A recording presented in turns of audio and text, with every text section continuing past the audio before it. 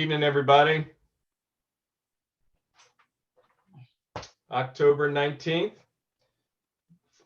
fall speaker series for the Mid-Atlantic Elevation Officials Training.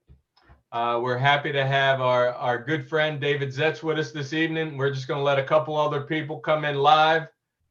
We also have Bernard Clinton, my partner, in the house, getting his thing done. We'll be ready to go pretty soon.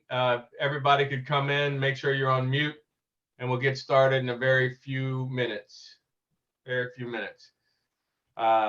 Zetts is joining us from sunny California. I think it's in the San Diego area. It's got to be beautiful out there. How's that weather out there, Coach? Hey, we're spoiled brats over here, so I'll keep it mild for you. It's about, well, it's 5 o'clock now. It's 8 o'clock for most of you guys. So sun's just now going down, but it was about 72 today. Sunny. It was nice. Awesome. Very nice. So I don't want you guys to hate me before we start by telling you how great the weather is down here. So, but no, it's been great, man. It's been really good. So I appreciate you having me on. Oh man, we're happy to have you on. As people are coming in, why don't we get started and then we can get things started and bring people in as they come. I'm just going to share my screen real quick. Just let everybody know. Mid-Atlantic Elevation Officiating Training is a partnership that started with Bernard Clinton. We've been in our 15th year of doing this. Really our objective is to see how we can make meaningful impact in the lives of officials as they try to do their thing. A little bit about me. I still referee currently in a couple different conferences. Bernard has come off the court. He's now a observer in the Southeastern Conference, doing some wonderful things, mentoring some officials as he comes through and everything. And our mission really is to build a community of committed, aspiring officials that want to get better, work on their craft, and bring in our friend David Zetts to be able to talk to us a little bit more. One of the things that he does, and one of the comments that he constantly talks about is, the number one obstacle to achieving your fitness goals. And basically the results are in after interviewing over 1,000 officials at every level imaginable. The overwhelming response, is time. It makes perfect sense. You only have 24 hours in the day. You're stretched pretty thin, between crushing at work, spending time with your family, working your officiating assignment, squeezing in a day night with your wife, scheduling 2 minutes and 37 seconds to yourself at the end of the day. Really the good news is, looking the way you want to look, feeling the way you want to feel doesn't require you to live in the gym, because it's not about working harder. It's actually working smarter. This week, we're fortunate to have an exercise physiologist and founder of Referee Advantage, David Zetts, to join us this evening. And he's going to cover 4 myths that you've been led to believe about fitness. The 3 things you need to know that will transform your body permanently, and the 2 biggest in-season versus off-season training mistakes that will help you in your guiding force to your officiating career. Without further ado, I'd like to bring in David Zetts to be able to talk to us a little bit more about some of these myths and some of the things that we should be thinking about, especially as we now transition to, the fall series just before we're going to entertain the new upcoming basketball season, 2021-2022. David, welcome from Southern California. Hey, thank you guys. Thank you very much, Sean, for bringing me on. Guys, I just want to I'm going to talk, just give you a little bit of my backstory before we get going. But before I do, I would like to just set some ground rules for today, because you're going to be learning a lot. Okay. I'm going to be flying through this content, and you can all hear me, right? Yeah, good. Am I on the screen there, Sean? All right, cool. Yep. All right. So I'm on the gallery view. I'm looking at everybody, so this is better. Whoever has not turned their I don't know who's hiding behind the camera there, but if you guys turn your videos on, then that way I can see your face. Maybe that would be helpful. But if not, that's okay. If you're in the shower or something, or if you're, don't turn your don't turn your camera on. But anyway, yeah, my name is David Zetts, exercise physiologist. I'm not going to get too much into my backstory. Really, what I just kind of want to tell you guys, number one, ground rules for the talk. I'm going to be flying through this stuff. So if you have a pen, grab it, take notes and write down your questions if it's helpful in the chat. Okay, that's over on your right. If you're on your desktop, so that as we go, we can kind of look back and collect those questions, because I'm going to be taking those at the end. And if you want to write down any specific questions of your own, there'll be a chance to, you can reach out to me directly if you have any specific questions after today. But either way, I'll be taking questions at the end, just so that we could get through all of the material that I have today, because I really want to jam pack this full of really good info for you guys, so that you can see and know the simple things that you need to be implementing to really create the body that you want and keep it that way. Okay. And just to kind of give you a little background on me, I'm an official myself. And the reason why I started working specifically with basketball referees was actually for two reasons. The first reason was nobody cares about referees except for other referees. Okay. And I love you guys. Okay. So if anyone wants to argue that point, I'm sure we've all been there where we feel like the world's against us. And I want to be able to help my peers and my friends, create the bodies they want and keep them that way. So that's reason number one. The second reason I started working specifically with referees is because, I'd be sitting, much like all of you are sitting right now, at camp. Okay, this is a virtual camp. Back when I was going to camp, we didn't have to deal with all this COVID stuff. So I was sitting at camp, and I've been to a lot of camps, by the way. And the crazy part was every single one of those camps that I've been to preached the importance as like one of the top things to focus on of the importance of looking the part as a basketball referee. Okay. And, part of that includes how you walk, how you signal, how you stand, how you report to the table, how you even,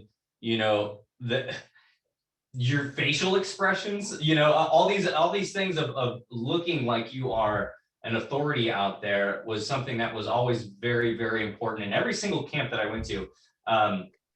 But when it came to the look the part, in terms of actually transforming your body, there was like how to signal, how to do this, how to do this. And then we got to the look the part thing, and everyone was just kind of like, all right, go get in shape. And then there was no like how to part to that. Okay. So you're in the right place, because at this camp, we're going to teach you exactly the how to get in really great shape and look the part in a very simple way. That's going to be, by doing this, to make this a really easy part, an attainable part of your lifestyle. Okay. Because I know, like Sean said, everyone's different. But in terms of basketball referees, we're stretched pretty thin with the time that we have. So I want to be able to teach you guys how to put this into a system that's going to get you results, and most importantly, allow you to be consistent with that system that's tailored specifically to you and what you can, reasonably and easily fit into your crazy hectic schedule of being a referee. Because most of us have multiple jobs and it gets totally crazy. But if you're not focusing on your fitness, you're going to pay for it one way or another. You know what I mean? Whether it's an injury, whether it's going to the tryout and not feeling like you're looking the way that you want to look, and you're not standing out to assigners the way that you want to stand out. Okay, this is one very small aspect, but it is the first thing that people see when you walk out onto the floor, right? So even with the subconscious mind, imagine you walking out next season, or even in halfway through the season, or even this season, and you walk out onto the floor and the coach is watching you. right? And if you walk out on the floor looking better than you looked last year, that's going to be a good feeling for you, because the coach will likely in his subconscious mind be like, dang, that guy actually puts in some work, for himself, like that, and automatically puts you at a higher level of credibility. So, and like I said, it's just one aspect to all the buckets that we need to fill as officials. But without further ado, I'm going to get right into the teaching. So hopefully that grabbed your attention enough so that we can dive right into the content. Okay, so I'm going to go ahead and share my screen here, and we're going to start this presentation. There we go.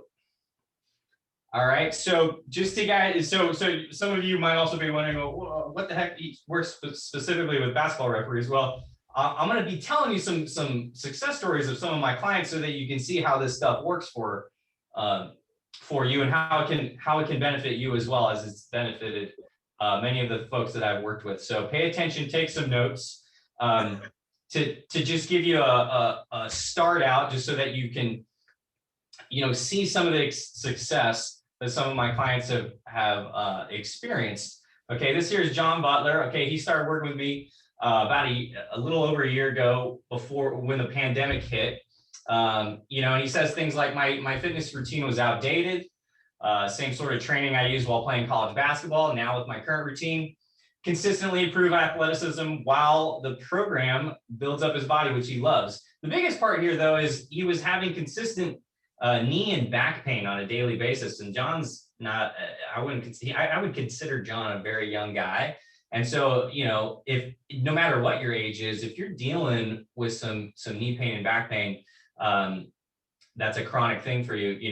Think of your training and your fitness kind of as your insurance program for your career. This guy, I think he's coming up on his second year in the league, but going into his first year in the league, he knew that he needed to do something about the knees and the back, right? So it didn't take long before we started working together. And what you're going to learn is today, part of that is how to decrease your chronic pain.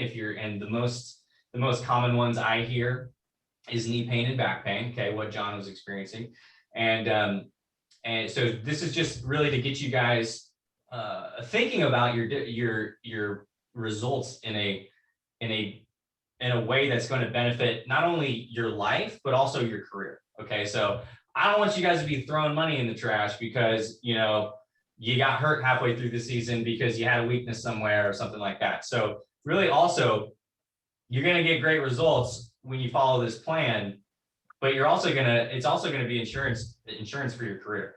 So think about that as you listen today. And just to give you some more examples of kind of the typical results that people see when they implement what I'm going to teach today. Am I getting this out of the way? There we go. Over here we've got your typical recomp. So a lot of people want to gain muscle and lose fat. Okay, what I'm going to teach you today will get you those results if that's what your goals are. This guy in the middle here, in a matter of 8 weeks, I've gained 10 pounds of muscle. A lot of guys want to do that. If you're one of those skinnier guys, you want to look stronger out there and more credible amongst the players. What I'm going to teach you today is going to teach you how to do that. And then over here, we've got Kara on the right.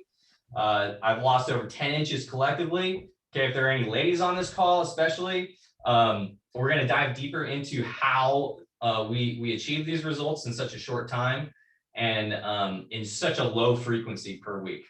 Okay, so those are kind of the typical results that people do see when they implement this plan. So by the time we're done, you're going to uncover, number one, the 4 myths you've been led to believe about fitness. Number two, 3 things you need to do that will transform your body permanently. And number 3, the 2 biggest in-season versus off-season training mistakes. Okay, and like I said, I'm going to be flying through this stuff. So write your questions as we go. Myth number 1, all right, diving right into it. You need to work harder to look better. Okay, this is total baloney, just like Sean was saying before. You know, I hear it all the time. I try everything. I wish that, you know, I could get the results that I want. I work out 5 days a week. Okay, well, let me just give you some examples here and just tell you that this is a total myth. Here's one of my guys, Jason, for example. Here's his lazy approach to fitness. Okay, he says, I wanted to take the lazy approach to fitness and only spend 3 days per week for 1 hour because that's all my schedule would allow for. And then I couldn't believe what happened after just 8 weeks. I look like a completely new person. Okay, so you can get results like this in 3 hours or less per week when you train smart. And I'm going to get more into that as we go. Okay, but myth number one, you got to work harder to look better. Total BS. All right. Myth number two, you need a sophisticated set of equipment to see the results that you're looking for. All right. This is a myth. All right. And I'm going to prove it to you. My man Tayson right here. The guy one of the guys who wants to gain muscle. All right. 23 years old. His gym shut down due to COVID. All right. We got him on a 3-day per week plan to gain muscle because that's what his goals were. He did that in 8 weeks. And then after another 4 weeks, he gained a total of 15 pounds of muscle. Now, this dude was just training with some dumbbells at home. Okay. Zero access to a gym. These are the kind of results that are possible for you as well when you train smarter, not harder. Okay. And we're going to get to that in the teaching points. Okay. Once we cover those myths. All right. So myth number 3, you need to work out every single day and eat nothing. Okay. Now, I'm gonna give you another example. All right. This is Erin. She's 48 years old. All right. She says, I reached a point in my life when my wellness had taken a backseat to my children and my career. I could not believe when I went from 30% body fat to 20% body fat in 4 months, training just 2 days per week. Okay, so hopefully I'm convincing you guys by now. And the craziest part is she actually ate more calories. She's eating more now than she did before. Some of you are probably wondering, how in the heck is that even possible? That sounds way too good to be true. Well, I'm going to teach you exactly why and how that happens as we get going with this presentation. Okay, so you need to train every day and eat nothing is a total myth. All right, you should be eating when you're hungry. All right, don't starve yourself. That's not how you get the results you're looking for. All right. Myth number 4 is you can do it alone. And here's the deal. Like, what I mean by this is, you know, like when John Butler came to me at the middle of the pandemic a year and a half ago, do you think he was really consistent? Like, we all know consistency is key, right? And if you think about it this way, well, for one, John was not being very consistent at the time. All right. But do you think that he missed a workout when he got some accountability from his coach? No. You know, a little bit of accountability goes a long way. And I'm not saying it needs to be from me. Okay. But I am saying it needs to be at least with somebody who understands referees. Okay. And just so you know, like, here's my guy, Robert. All right. He's 52. And the accountability worked for him. And he was actually, if you listen to what he says, I used to work out 5 days per week for an hour, and then he would do 30 minutes of cardio on top of that. Okay. He did that for years by himself. All right. He was a former athlete. Dude's pretty tall. He's like 6'8", 6'9". And he wanted to get back to kind of like his old college weight. All right. And he couldn't do it for years. And now, instead of 5 days a week, he trains 2 days per week, trains smarter, not harder. Sometimes he trains 3 if he feels like it. And the best part is this season, I actually just talked to him last week. He dropped a full jersey size from last season, and he still needed it tailored to fit for this season. Okay. And last season, his body transformed. And I'm not saying it was just because of the way that he looked, but he's been working high school basketball for a really, really, really long time. Okay. He's a retired school principal. He loves it. All right. And he kind of felt that was the official that he was going to be. But then, the guy implements a smart training plan 2 days a week. He changes a couple of things in terms of his process to get the results he's looking for. All right. He prioritizes his recovery. All right. Drops 3 sizes in his shirt, a full size in his shirt, needs to get it tailored. And this year, the end of the season, he worked his very first, this is him shaking the guy's hand at the table, his very first a state final for Arizona. And we got to give Robert a round of applause because he also just got hired into his first 2 college conferences this summer. Okay, so this stuff is possible for any age. All right, and that guy showed up to tryouts, and I never forget, he called me and he's like, dude, I got hired, and I'm telling, and we can't say this 100%, but he's like, I'm telling you, it's because I look great and I run well out there. So just to give you guys some motivation and let you guys kind of marinate on that, of the importance of everything that we're teaching today. Okay, so those are the 4 myths.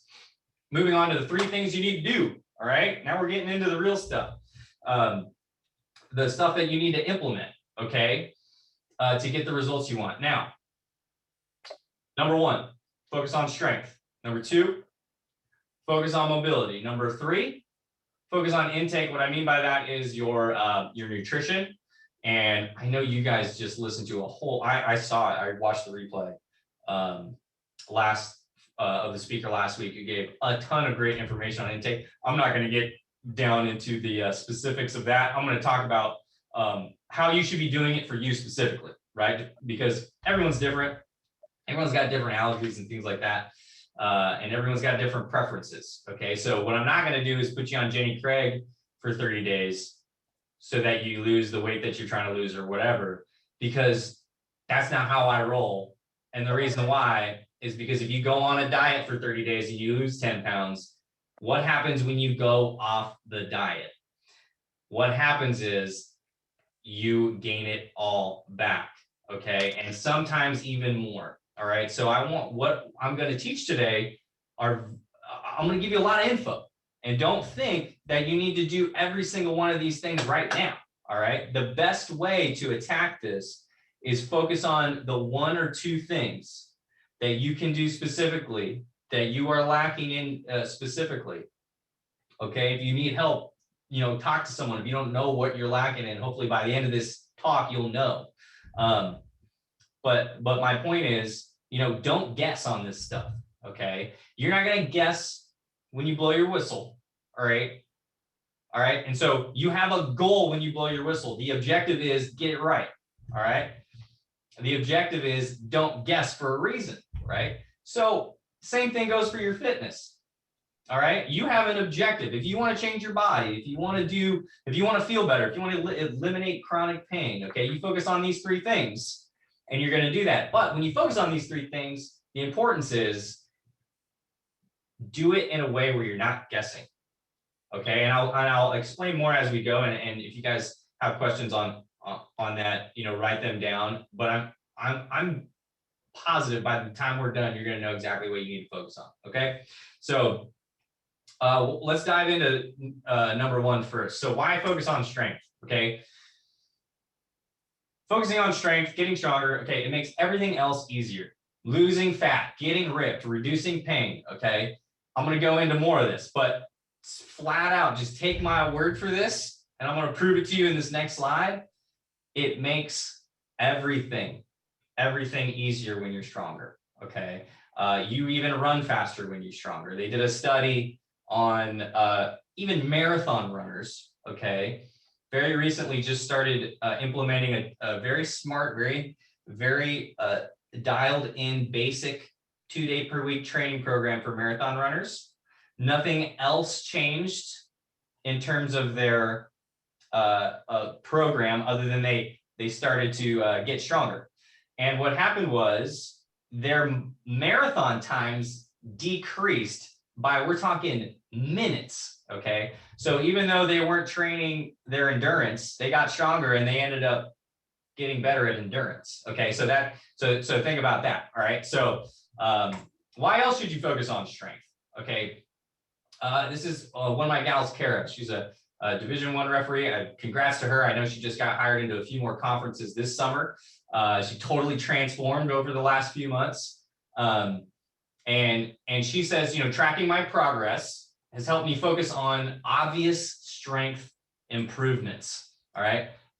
She says, I used to think getting stronger would make me bulky, but what actually happened was I lost 10 inches in 12 weeks, and I still got to enjoy my wine and my pasta. And some of you guys are probably wondering, jumping out of your seats, you're like, what the heck are you talking about, Dave? This is going against everything I know to be true. Well, that's because there's a lot of information out there, and a lot of it is BS. So what I'm telling you right now is the reason why she lost 10 inches without changing much nutritionally is because she got stronger.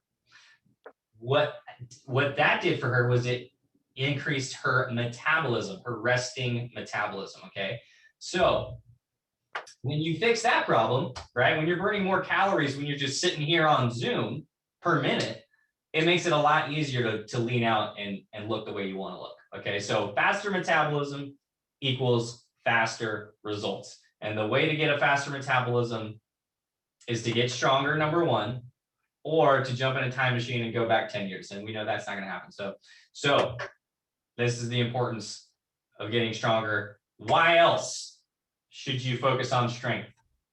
Strength is your insurance policy. I said this already, especially for your knees and for your low back. I don't know if any of you know who this is. One of my great mentors, and just so happens to be my godfather, Dave Libby, was a long time referee in Division I level out here on the West Coast. He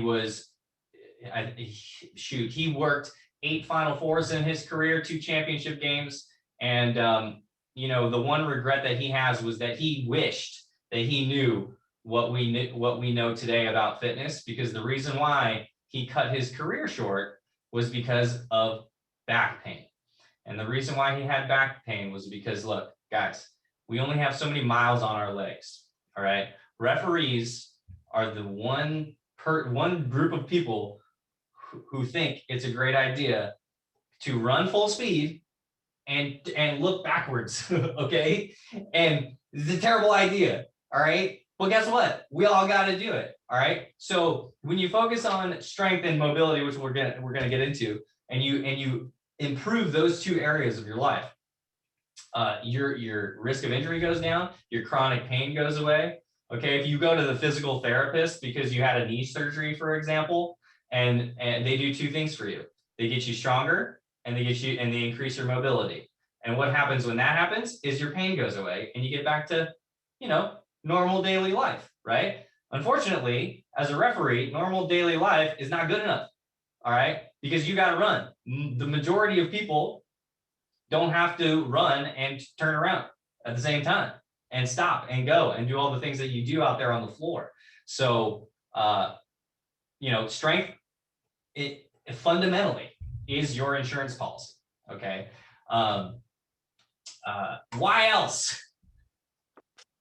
I threw this one in there for fun. This is my boy, Derek. He's also a referee. I forgot to put his name and his age up there. I forgot to do that for some people, probably because they didn't want me to do that. But he says, my max yardage on my driver, okay, he loves golf. I know, Sean, you just talked about your golf tournament. So Derek here used to hit the ball 265 yards. After following my custom plan, he says, to get leaner and stronger, in just 12 weeks, I started to easily drive the ball 325 yards. So why else focus on strength? You can impress your friends, all right? So benefits, baby. Focus on strength, all right? Now, moving on. Why focus on mobility? Okay, number 1, I already talked about it. And a lot of the stuff I'm kind of repeating, but I'm just trying to punch this home because this stuff is really, really simple, you guys. And my biggest goal with all the people that I work with is I want to simplify your life, okay? And your program should complement your life, not consume your life, right? So why focus on mobility? You're going to reduce your risk of injury. you're going to get faster results. Some of you thinking, wait, how do I get faster results in terms of transforming my body? Well, it's really simple. You know, we already talked about how strength is important to be able to do that, right? In order to get stronger, better, you actually have to increase the range of motion in which you're training to get stronger. Does that make sense? Hopefully that makes sense, because, you know, if you're, think about it, if you can only have a certain range of motion, you're only training a certain part of your muscle. Okay. If you increase your range of motion and you train to improve that, and then you get stronger in a bigger range of motion, your muscle that you're training is getting stronger faster. Does that make sense? Because you're actually training the whole thing to its fullest potential. All right. And obviously, number 3, less pain is another reason why you should be focusing on mobility. Those of you with, and you should write this down, those of you with you know, low back tightness, chronic issues there, the thing that you need to mobilize are your hips. Okay. A lot of reasons why your back hurts is because it's compensating for what your hips are not doing. All right. So if you have tight hips, you're going to compensate in your low back, and your low back doesn't want to be mobile. Your low back wants to be stable. Your hips want to be mobile. So mobilize those suckers. And then the second part to that is strengthen your glutes. All right. And it's crazy. I see it happen all the time. All right. In a matter of weeks, guys come to me. They're like, I have this low back problem. Mobilize hips. We mobilize glutes. We give them the plan. They do it. Boom. 3 weeks later, back pain's gone, and they never even think about it again. All right. Same thing with knees. All right. Knees can be overly mobile. Knees are supposed to be pretty stable, right? They only go one direction. But knees can become overly mobile, and that's when you start to have pain if your hips, right? If your hips are tight. So you're going to compensate from your low back and from your knees, okay?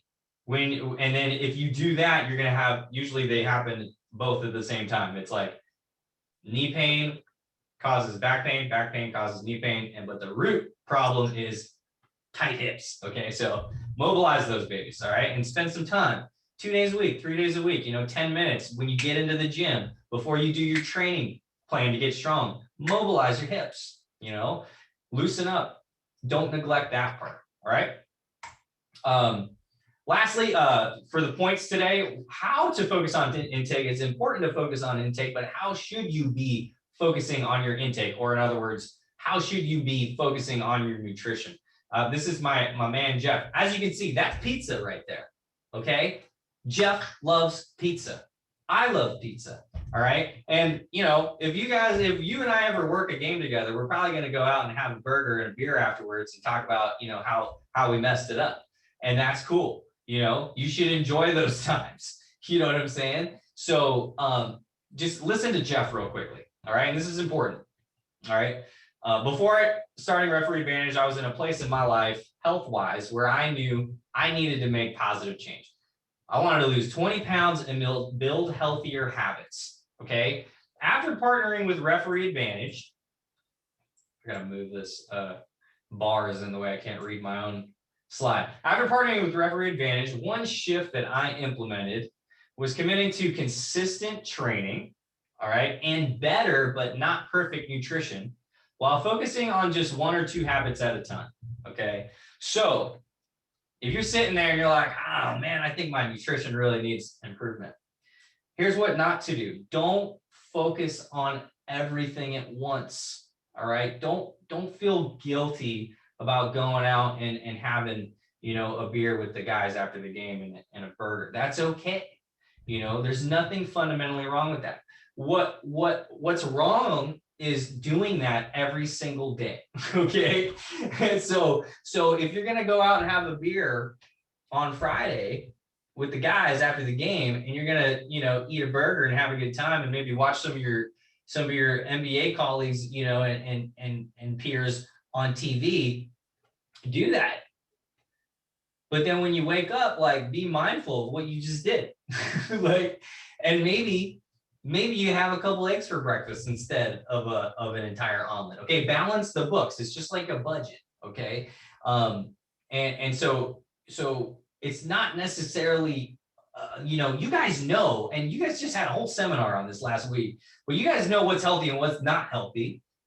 But don't feel bad about the times when you're eating healthy. Okay, because then that's a really sure way to basically just quit altogether. Most people don't like, nobody fails their program or their diet or whatever because they got the result. Okay, nobody like stops because they got the result. They stop because it got too hard for their daily lives and schedules. And when you get out of the game at 5 o'clock or later, a lot of us 10 o'clock, there's only so many things open, but like you're still hungry. And so like, think about it. If you were in the best shape of your life, for one, you wouldn't have to, if you were putting in the work before, you wouldn't have to worry about the burger. You wouldn't feel bad about it, right? You've been putting in the work. It's just, dude, fly off. What's the saying? Fly off a horse's back or something. Anyway, it's like that, And so, look at the buckets that you need to fill here in terms of strength, mobility, and then your intake. And most of the time, what I do is I don't even tackle nutrition with folks until after about 3 weeks of getting strong, because the reason why is because your metabolism went up. So you're actually going to have to require some different nutrition at that point anyhow, and that's why a lot of the results that you've seen, there weren't many nutritional changes at all, because of the fact that they were training smarter, they were focusing on their recovery, right? And they were moving their performance each workout instead of just like training 6 days a week and trying to like burn as many calories as you can in the gym. All right. That's not what this training program should look like for a basketball referee, So that's how you should be focusing on your intake. What are the I always ask my clients, generally how we start is we'll do a consultation and I'll ask you just a bunch of questions, and then you and I will find what's the lowest hanging fruit in terms of your nutrition. What's the one thing that we can change and focus on for 3 weeks, make that thing a habit, and then move on to the next thing. All right. Too many people try to change 5 things at once, and that's why they fail. And then that's why they feel bad, because they don't see any results, right? Because they're trying to change all these things, and then they're like hungry and they're ornery and they're all these things. Dude, one thing at a time, systematize your process. Okay. Train smarter, not harder. All right. Keep writing those questions down. Hopefully you guys are having fun. I know there's give me a 5 over here. Those of you who I can see you, there we go. Those of you now we're paying, there we go. Those of you with your cameras on, give me a 5 right there. Let me know you're paying attention, because this is some really good stuff and I want you to get as much out of this as possible. All right. Bonus takeaways from all of those points, okay, that I just made before we move on to the next thing. Don't guess. All right. So like, follow a plan that works. Okay. And like I said, like, set big goals. Okay. The personal development crowd is talking about setting realistic goals and things like that.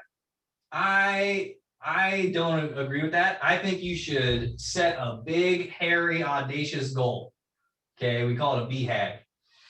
And then work backwards. One of the things I do with folks who are, thinking about working with me is, you and I sit down, we have a conversation, I ask you what your goals are, If you're not asking yourself what your goals are, and if you don't have any goals, you're not going to go anywhere, So same thing with your officiating, right? If you got a goal to work in the NBA, you should be like watching those guys. You should be like thinking about, hey, how do they do things, and how can I emulate and make it kind of my own, and get to that level, right?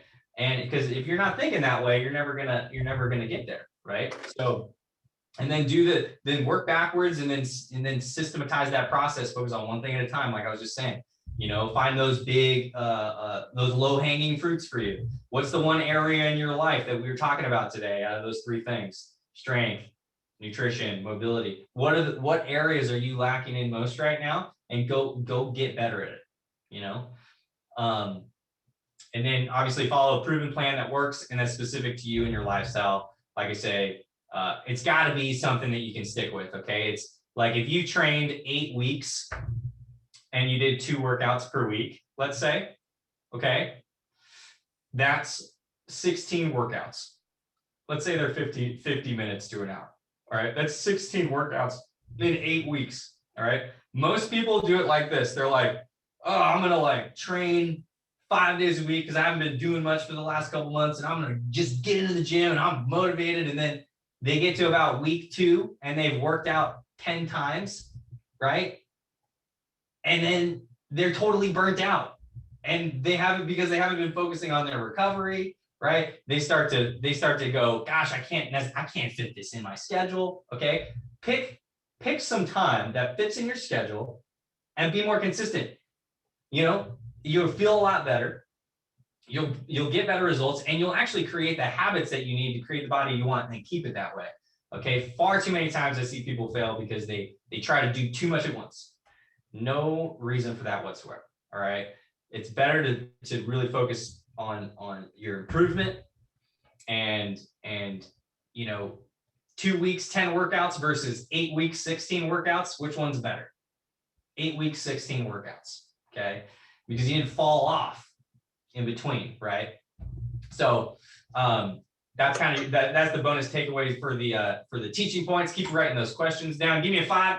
Come on, give me a 5, guys. We're transiting. We're almost there. Shoot, we're right on time. All right. So the 2 biggest in-season versus off-season training mistakes that I see across the board, and this is fun. I've been on the phone with a lot of my guys this week because everyone's getting geared up for the season, right? We do need to make some adjustments, just like the players, right?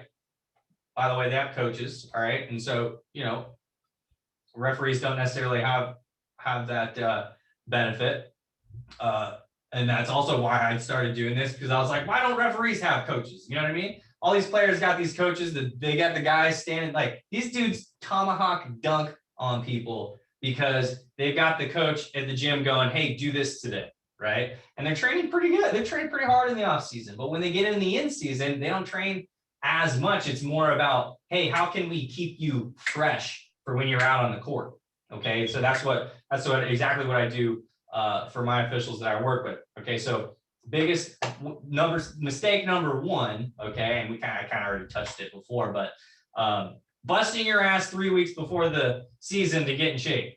Okay, that's mistake number 1. That is a sure way, and that's like what I'm talking about. Most guys do. They're like, there's 3 weeks. We got 3 weeks. I got my first game coming up in November. I haven't been doing anything, right? You're like looking, you're like, man, you put your pants on, you're like, oh man, it can't quite fit. And you're like, shoot, what am I going to do? You're like, I'm going to go. I see it all the time. People, referees, I'm going to go train 7 days a week for the next 3 weeks. And then they go in and then I'm going to be ready. And like, they get to week 2 and they're like, my back hurts. Oh gosh, I'm so sore. Like I didn't really even see much change there. I don't even know what the heck I'm doing. So don't do that. Okay. Don't be that guy. Like, even if you haven't been doing anything right now, all right, and you're like, shoot, it's 3 weeks till the season, which is pretty close. It's about that anyway. Don't be that guy. Okay, that's a good way to hurt yourself. All right, you can still get better throughout the season with a smart 2-day-a-week training program. Because for one, you're going to be running some more anyway. So if your goal is to like get leaner, you're probably going to lean out a little bit. But what I absolutely like, what you should not think about, okay, in terms of your officiating, is, and I hear this a lot, okay, from referees, and they say, yeah, and they go, hey, why do you referee? And they say, well, because I get paid to exercise. Hold on a second. Hang on a second. Do the players say that? Not necessarily. Like, I'm just saying, guys, you should be thinking of your refereeing. This is my opinion. All right. You can disagree with me if you want.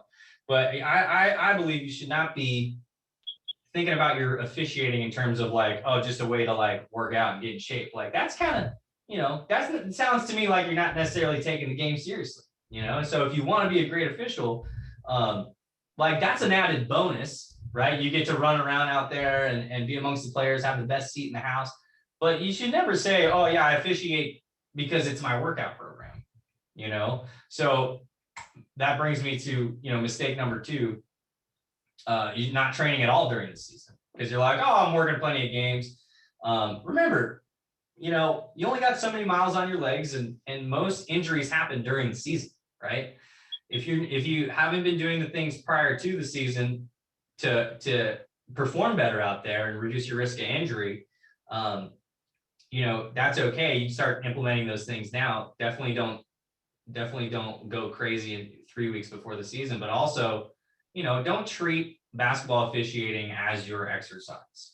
Okay. I think that's very, very important for all of us to kind of get on board with, because that kind of dumbs down your craft a little bit. You should be thinking about officiate, like doing the things you need to do to perform at the best level you can perform out there as a referee, rather than not putting in the work and not prioritizing your fitness in the off season, and then going out there feeling like, you're not in the best shape that you could be in.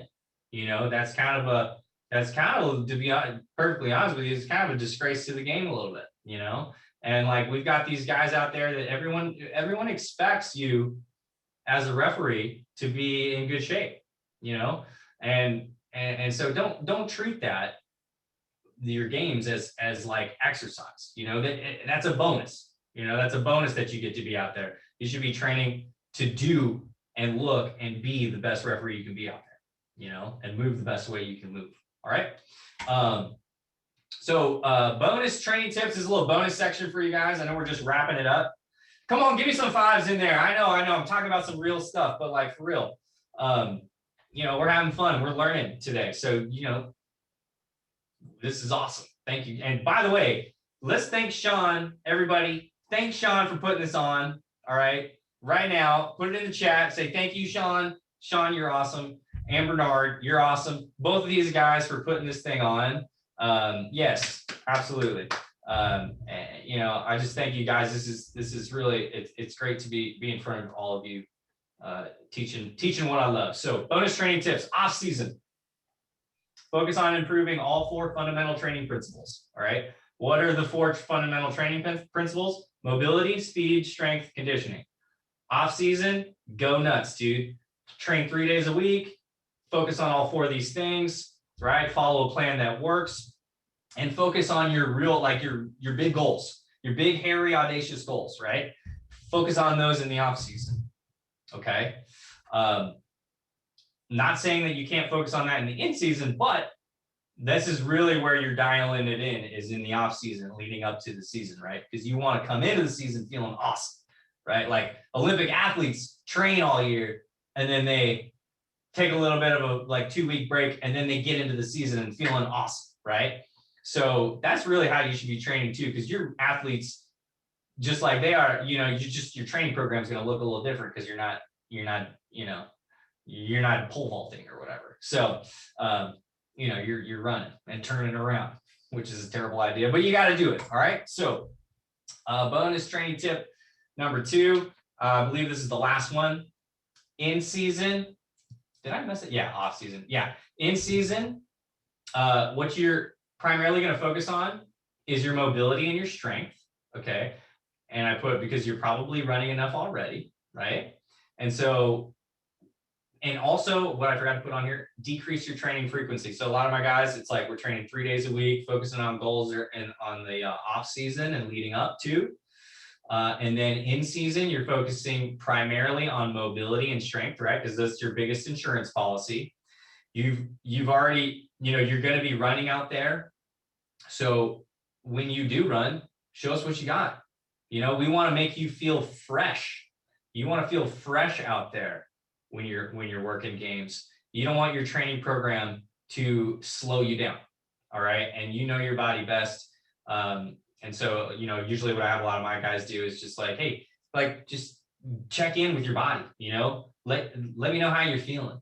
Okay. Make the appropriate adjustments that you need to make to feel the best way you can feel, and to continue moving the needle in terms of your performance. Okay. Another kind of 401 tip for you guys. If you're training on strength, everybody kind of talks about, well, how many reps and how many sets and all that stuff. All right. Rule of thumb, off season, we'll fluctuate those and train to get results in the off season for sure. In season, drop the training frequency, drop the sets to about 5 to 6 reps maximum. Okay, and I'll tell you why in a second.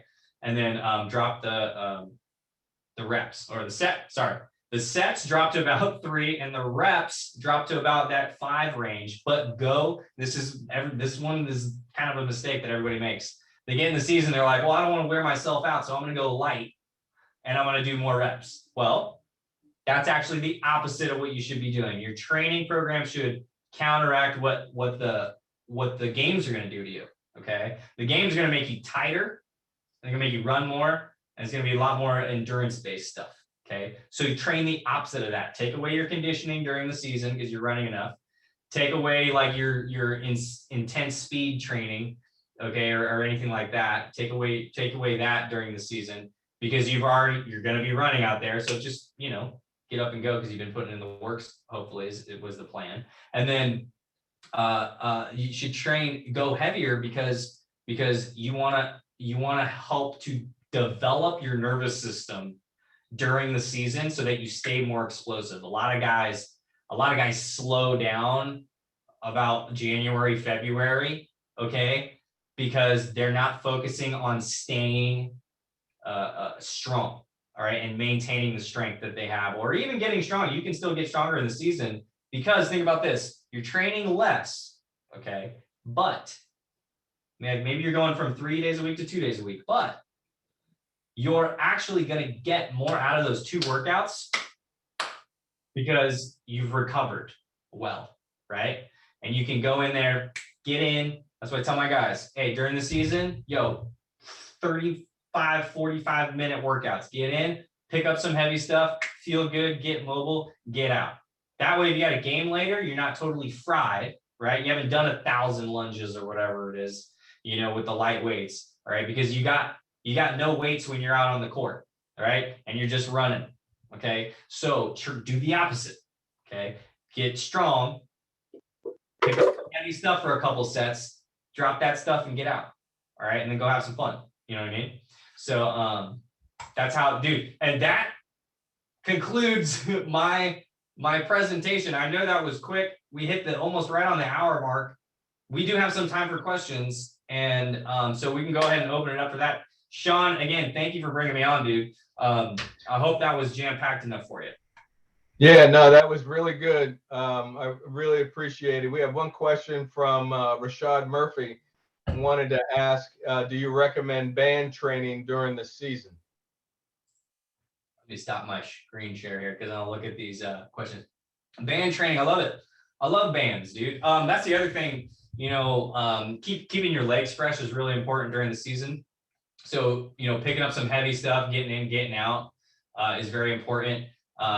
When it comes to upper body stuff, a lot of guys want to really look like they got their, when they're like, and they like want to see their biceps or whatever. Like, dude, that's when you really can focus on more bodybuilding type workouts and stuff like that. During the off season, we're really training for performance and athleticism and getting to the goals that you want, things like that. So in season, you can, like I say, you can still get great results. All right. Bands I love. A lot of guys, you don't need a sophisticated set of equipment, right? So work with what you got. I know a lot of guys travel. All right. Some of you have access to hotels. Some of you don't, right? The season gets busy, but also remember this. Keep it a smart training program, like 2 days, maybe 3, depending on your schedule. 2 days, that gives you a lot of wiggle room throughout your week. I was just talking to one of my guys, Derek, today, because we're transitioning into the season, and he was like, I don't know if 3 days a week is gonna be doable for me. I say, great, let's go 2 days a week. All right, let's get in, get out, just like I told you guys. And like, let's focus. Let's focus on this. Remember, you can take like a week off if you're doing 2 days a week. It's okay.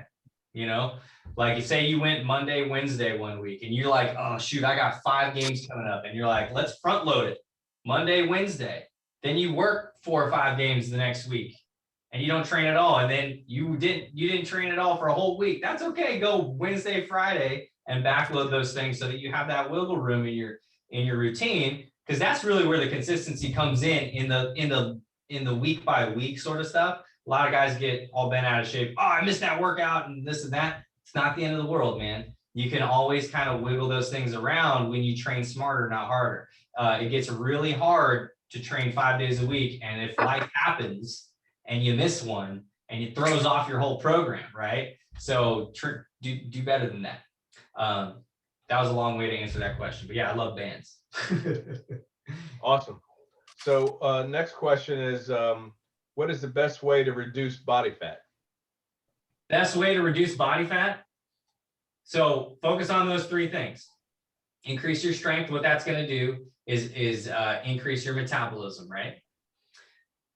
That's number 1. If you're not doing that, it's going to be really, really hard to lose some body fat because your metabolism is in the tanks. Okay. So first thing is to ramp that up. I like to say it like this, you know,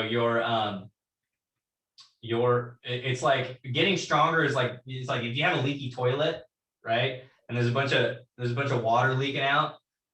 One way to do it is to not fix the leak and sop up all the water on the floor. That's like, you know, trying to like work out mindlessly and go to like different boot camp classes and do all that kind of stuff. That's going to help, right? But the smarter way to do it is you get stronger, and that's like fixing the leak so that the water stops overflowing. You know what I'm saying? I know that was kind of if that was a confusing analogy. But that's, I mean, the 3 things that I just taught. Who asked that question? Mr. Robinson.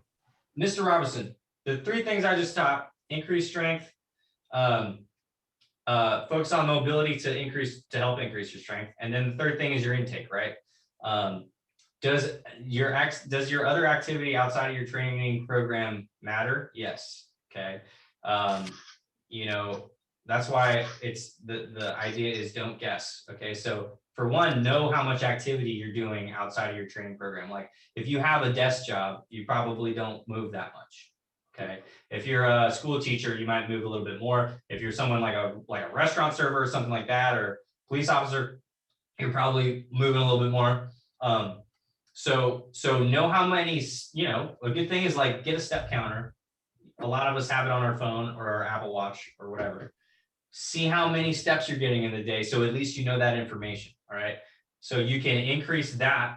That's one way. That's one thing you can change. Remember, focus on 2 things. 1, 2, 3 is a lot. All right. So 3 is pushing it. So number 1, get strong, increase resting metabolism. Number 2, look at how much you're moving in the day. Right. If you can add a 30-minute walk somewhere, do it. Put it in your calendar. You know, that's going to add up over time if you're consistent, right? And the results are going to happen a lot quicker than you think when you're consistent. 30 minutes goes a long way in a few weeks, right? And then the last thing is your intake. You know, I've worked with over 450 referees in the last 2 years. Okay. The intake thing is specific to the individual, but it's the same principles. Don't guess on it. All right. If you don't know how many calories you're eating in the day, how am I supposed to know, or how are you supposed to know what changes to make, right? So intake, know those numbers. Step count, know those numbers. If you're not training on a proven strength system to get you the results you want, that's the other thing, right? So those 3 things right there are going to be crucial to you losing fat really, really quickly, right? You saw a lot of those results of my clients that lost fat really, really quickly. A lot of them didn't even change anything on the nutrition side, okay? And the reason why is because we ramped their metabolism up with that program, right? So, but there will be eventually another plateau, right? And that's kind of what happens. Like, hey, let's focus. Which one are we going to focus on now to get you the fastest? What's the one change we can make to get you the fastest, most efficient results right now? You have that conversation with yourself or with somebody, with me, whoever. You change one thing, you do it for 3 weeks, you get great results. You're like, dang, that was great. You may start slowing down a little bit, right? In terms of your progress. That's the moment, right? Where a lot of my clients are like, hey, Dave, I think I'm losing a little bit. I'm like, I'm not losing, but I'm slowing down a little bit. What's the next thing? Bang, we give you the next thing. Maybe it's, all right, maybe it's, hey, stop eating your ice cream 5 days a week, you know? Or maybe it's, I'm gonna go here. This is dangerous territory, but alcohol, okay? Hey, look, I like to drink. We were just talking about tequila. I was in Mexico. We were just talking about tequila on this call before you guys jumped on. And alcohol is just empty calories, right? So like what I do with a lot of my guys, it's like, here's a good tip for you. A little, like, give yourself, for one, know how many drinks you're drinking in the week. If you don't know that, how are you gonna know, right? So it's like, all right, maybe you have 2 drinks a night, let's say, for example. That's 14 drinks in the week, okay? That's gonna add up month over month, right? Think about that, 14 times 4, that gets you, I'm not a good math person, I don't know, 50, where are we at? Yeah, about 50 drinks a month, right? Okay, in that 30 days, empty calories, right? Now, what if, instead of 14 drinks, what if you just went 10 drinks? Like, and you were like, just give yourself a drink bank, right? And this is just one tip. I'm not saying you have to do this, but if you gave yourself that drink bank and you minused 4 drinks a week, all right, 4 times 4, that's 28 fewer drinks in the week. That's 28 fewer, what? Empty calories that you're going to be consuming. So like one little change like that, you guys, goes such a long way. And I'm telling you, that's why simplify this stuff. All right. Think about it for you, don't think about it for like, you know, what the, whoever your neighbor is, that's like the CrossFit guy who trains 7 days a week and, eats 10 pizzas. Like that's not a process for you, like you got a job and a family. That dude probably doesn't. He like doesn't have life. That's why he can train that much, So like, but he also has to eat to compensate for it, So be smart with your process. It's just like, it's like moving shelves, like just move some shelves around, and see where you're at. Don't guess, know what the problem is, identify it, and make a little change. Do it for 3 weeks, see how it goes. And then rinse and repeat, baby. So David, great comments. So we have one of our referees here that's a big Peloton guy. Yeah. He already has 170 miles this month. Yeah. And his thought is maybe he needs to incorporate some more core training and yoga into his workouts. Yeah. How does he do that without losing his cardio punch? All right. Tony, I love this question. 170 miles this month alone. That's impressive. So you love the Peloton. They got some great stuff with that. Excellent cardio, right? If you're worried about losing your cardio punch by doing yoga and core training, don't worry about that. If you got stronger, okay, that's why the importance of strength, baby. If you got stronger, you have more cardio punch. Remember that? Remember how I told you about the marathon runners earlier? Okay. Marathon runners used to never strength train because they were like, this was 20 years ago. They were like, well, it's going to decrease our marathon times because it's endurance and we should only be training endurance because that's what we do. Well, that's total BS. They started training twice a week and getting stronger with the strength program with a qualified coach, and their mile times went down. So you on the Peloton, if you increase your strength, your Peloton would actually get better. You'd be setting more records on that thing than you are right now as a stronger human being. Okay. And if you kept up, even if you decreased, even if you went a little bit less on your mileage and you got stronger, I'm not saying go less on your mileage if you love that. So you can keep that, get a little stronger, and that'll increase your punch. If you add some core training and some yoga, I mean, yoga is great. I'm a huge proponent of yoga. I do yoga once a week. right here on the beach. I'm 4 blocks from the beach. This guy, his program is called Nama Steve Yoga. It's hilarious. And there's like a bunch of people out there, and we do yoga for 35 minutes. I do it once a week. Yoga is going to help you because it's improving what? Your mobility, right? Your core training is going to help you because it's improving what? Your strength, right? But remember too, get your whole body strong. All right. Focus on the actual movements that you need to focus on so that you can train to get strong. Track your progress over time. Okay. One of the things I do with folks in my program is we actually track your progress for you. So you just like punch in, punch out, let me know what you got. And then don't think about it again. Like I moved the needle based on the performance. So make sure you're actually improving, right? That's the only way to actually change your body, right? If you don't measure and know that, hey, this week I was here and next week I'm better, then you're not improving. You're not going to actually change anything for yourself, right? You're just going to kind of stay where you are. You keep doing what you've been doing, you always get what you always got. So big, long way to answer your question, Tony. If you want to do more yoga, do more yoga, it's not going to slow you down. It's not going to slow you down. Okay. So David, on that point, do you recommend jogging during the season? Depends on your game schedule. Depends on what you like. A lot of my guys, I'm like, dude, there's no point. Like, just walk.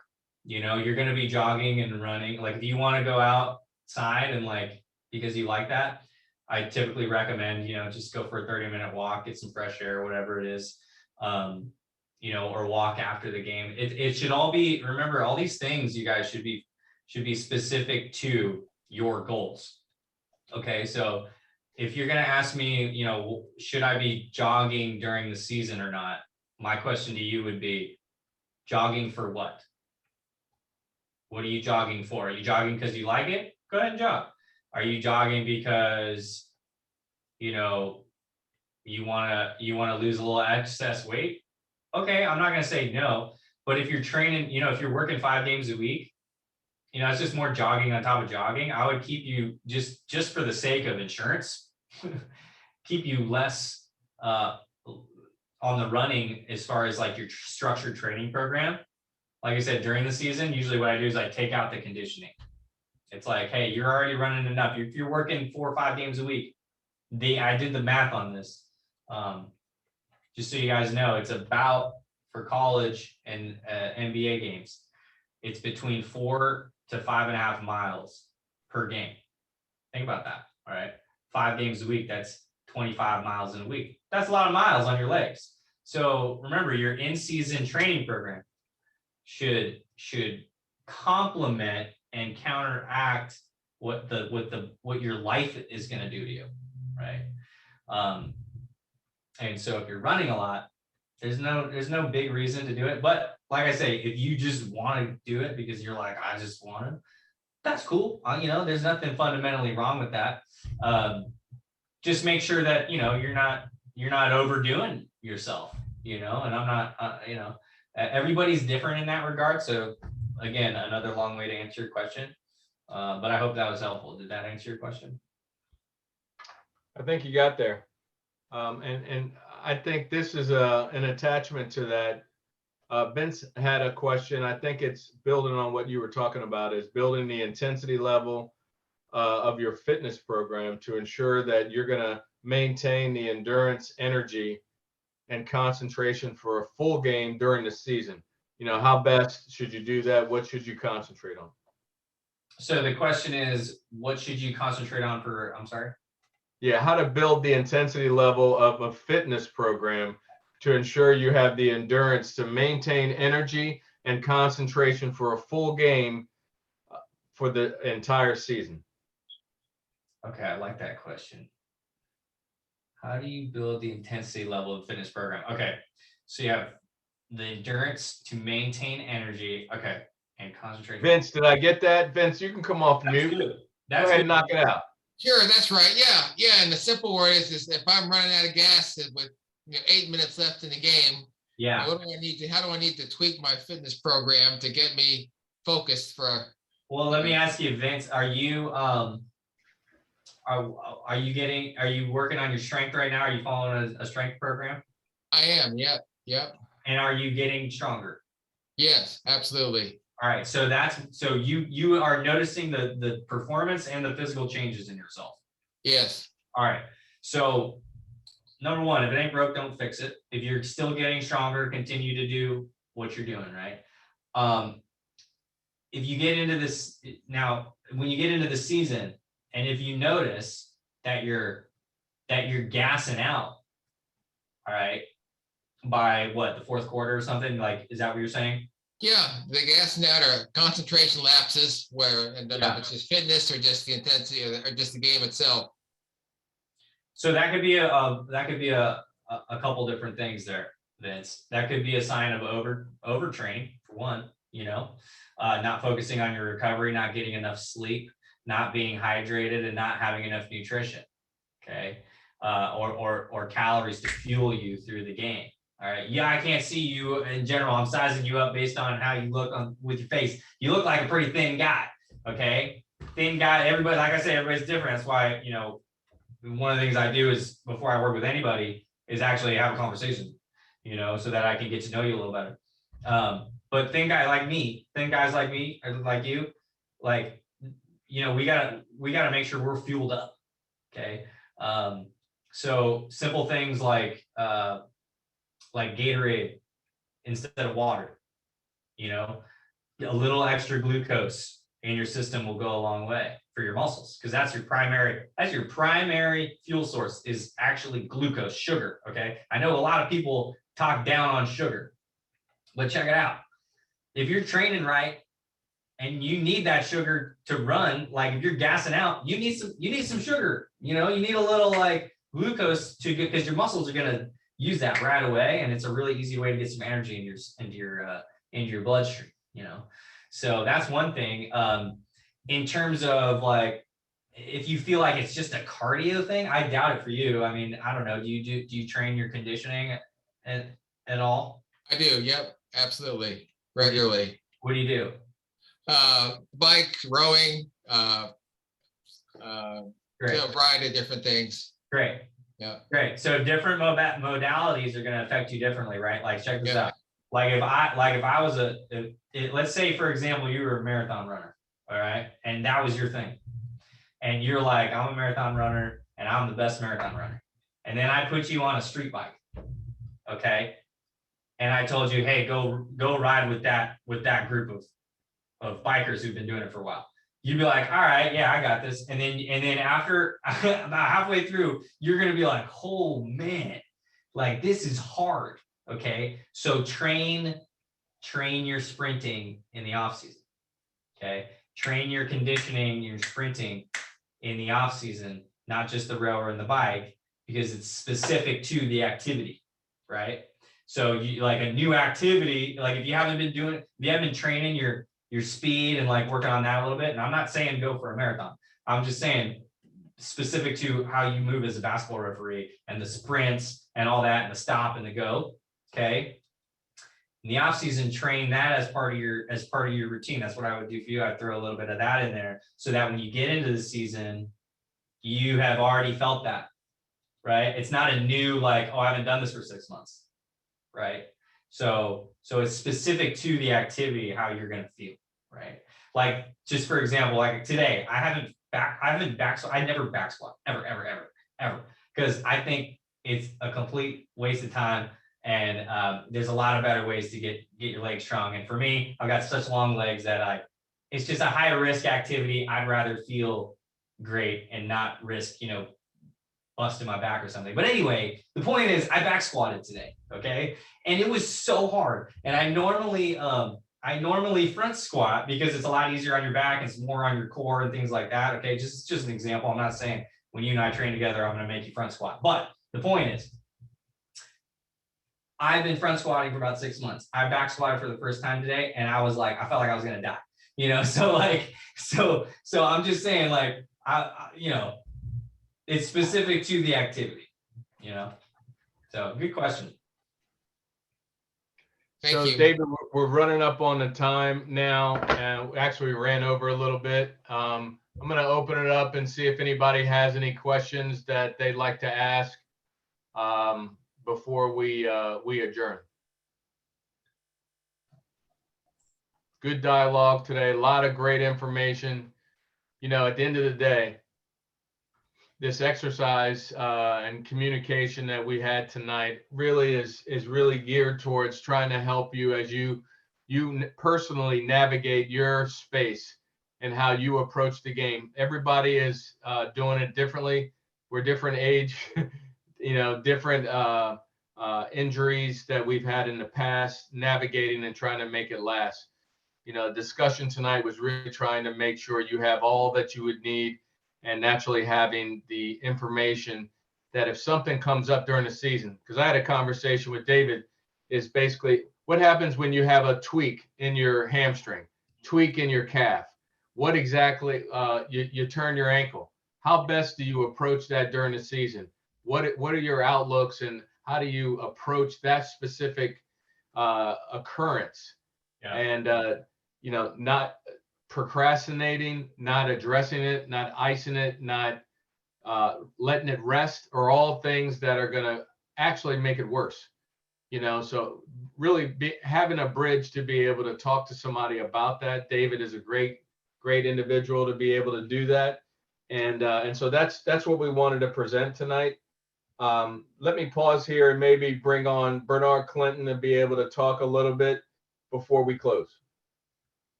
Bernard, you're on mute. Thanks again, David. That was really, really good information. Thank you. And if one thing I can stress is if you're not, you know, if you haven't gotten Dave's information and use him, you're gonna have to have a team to take care of yourself. You may need a PT person to help you stretch, maybe dry needles, something happens to you. Maybe an orthopedic person. You're gonna have to have somebody around you to help you navigate through your season, because that's the way. If you want to hang around and be good at it and be strong at it and make some money at it, you're gonna have to have a team around you to be successful. You just can't do it by yourself. So again, good luck this season. You guys be healthy and do your very best. And look forward to seeing you on another program that you can possibly talk about how your season progressed from one year to the next. Thanks, guys. Awesome. Thanks, Bernard. And just for you guys, for this group too, I'll go ahead and put my coaching number.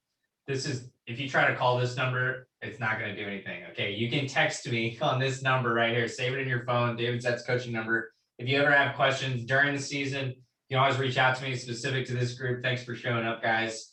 Or if you're at all curious, okay, about how my program works or what, you know, or how you can better yourself, I'd love to have a conversation with you sometime in a week or so that I can at least point you in the right direction. I hope you learned a lot, you guys.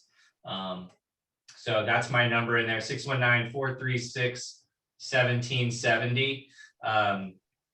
And just so you know, like, you know, if you can't get in with me, I do have other trainers that work for me, and two of them are officials too. So if some of you guys know Gabby Mortis, she's a Division I referee. She's an amazing coach too that works with me. So I really appreciate you guys, and I just thought I'd throw that in there just in case. Yeah, David, thank you very much. We appreciate you spending the time with us tonight. Really good information. And I would just also throw out a shout out for David and what he's been able to do with a lot of different officials. You know, it starts with you trying to invest in your business, whether you're at the high school level, junior college, Division I, II, III, whatever it is. You know, part of the game is to try to stay in the game. You know, and so you actually look at the rules, you look at videotape. There's another element that you really need to pay attention to, and it's centered around this whole aspect of listening to your body, taking care of your body, responding to your body, and then being able to adjust each and every year. So this is a muscle that you can build as you are really taking care and understanding the business of the business. And if you want to stay around the game, this is one aspect that that we think is important. You know, Bernard thinks it's important. David, you've been a really good resource for us, especially with our community that we have here with the Mid-Atlantic. So I just want to take this time to thank you. Thank you for sharing your contact information and being a resource for these officials and the community. Again, this is going to be taped and put into our library and recording. So those that weren't able to join us live are going to have an opportunity to be able to listen and being able to reach out to you also. So if you want to share that information through audio, share your number so it can be recorded and everything too, your website, things of that nature, David. Yeah. So that will be able to be picked up by the people that are going to listen to this on replay. Awesome. Yeah. So refereeadvantage.com. That's my website. You can go see some of the success stories on there. You can kind of see what you get when you sign up with the program. There's no pressure in terms of signing up. You know, it's a really simple process. I'll put refereeadvantage.com in there. And then really the process is pretty simple. You can either text me, let me know that you were on this call, and we can have a conversation. I'm going to go also put in just the application form in the chat. The application is davidzetts.com/referee-application. Okay, so I put it in the chat there. It's davidzetts.com/referee-application. You can go there. You can also go to refereeadvantage.com and hit apply. All right, like I said, there's no pressure to sign up. There'll be some call times you can schedule with me or one of my coaches to at least have a conversation, kind of put you in the right direction. And if it's a good fit, you know, we can talk about that. Either way, I promise we'll still be friends, man, because I love you guys and I want you to see you succeed. So those are the two things there. Hey, David, you know what happens is people listen and they hear things. They may not do it right away, but they'll do it down the road and everything. They may do it after they're injured and they double back and say, hey, by the way, I should do that. You know, that's just the game. Yeah. So what I'll say also, first, thank you, Bernard. Thank you, everybody. Thank you tonight. Our encore presentation, this will be our last one of the fall series here. And this is all leading into the basketball season. We're bringing in Hall of Fame coach, legendary coach, Gary Williams from the University of Maryland next Tuesday, October 26th at 8 p.m. He's going to come in and he's going to talk to you a little bit more about what the veteran coach is thinking and what the young coach that is coming into the game now is thinking. You're going to get a inundated one-on-one opportunity to be able to kind of go back and forth with Gary. He's going to share some information. I think that's going to be able to help you on all different levels to be able to do this very important part of the officiating community is how to deal with these coaches, what to say, what not to say, when to say it, how to say it, how to be patient, and what to be very direct with. It's going to be a very, very engaging conversation. Bernard Clinton has had an opportunity to get through some of these, the last 25 years of getting after it in a high level situation when these the ACC conference games are going on and everything. We're very, very, very blessed to be able to bring him and provide this to our community. So we hope that you'll tune in. We hope that you'll share next Tuesday. It'll be our encore event as we lead into the season. But until then, I wish you the best tonight. Thank you very much for stepping in and participating tonight. Coach David Zetts, thank you very much. Bernard, thank you. And thank you to everybody tonight. Wish you good night. We'll see you next week and be well. All right.